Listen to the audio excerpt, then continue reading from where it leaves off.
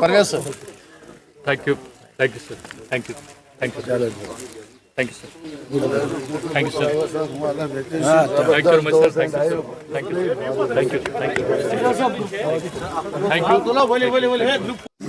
जनाब परवेज नेंगू साहब जो कि जे.एंड.के के बैंक के चेयरमैन रह चुके हैं, आज उन्होंने डिसाइड किया है कि वो Jammu and Kashmir People's Conference join कर रहे हैं।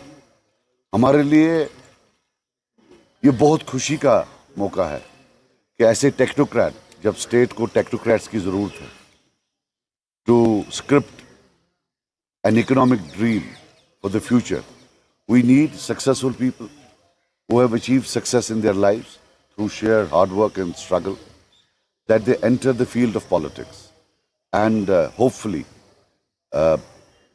put in their efforts to make J&K a much better place to live in. हम वेलकम करते हैं परवेज साहब को। मेरे साथ वकील साहब हैं, मेरे वाइस चेयरमैन साहब, फिर हमारे सारे लीडर्स हैं, मंसूर साहब हैं, अपने खुर्शीद साहब हैं, नज़ीर लावे साहब हैं, हमारे यूथ प्रेसिडेंट साहब हैं और हमारे यासिर ऋषि साहब हैं। तो हम सब वेलकम करने आए हैं परवेज साहब को। और मैं अब चाहूँगा परवेज साहब अगर कुछ बोलना चाहें तो।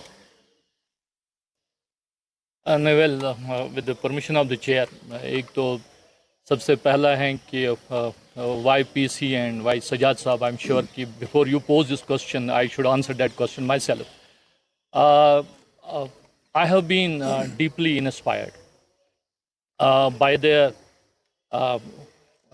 Sajjad Saab's sincerity of the thought, by his vision and by his leadership style. I have known him very closely since long, and whenever we got an opportunity to meet, I think his deep desire of ushering the J&K into the new era of socio-economic development. ऐसा लगता है जैसे गुस्से से कोई आ रहा है charging, but introspection for the people of J&K. अभी मुझे बोलना नहीं चाहिए था, लेकिन इससे भी अच्छा वक्त कोई नहीं मिलेगा।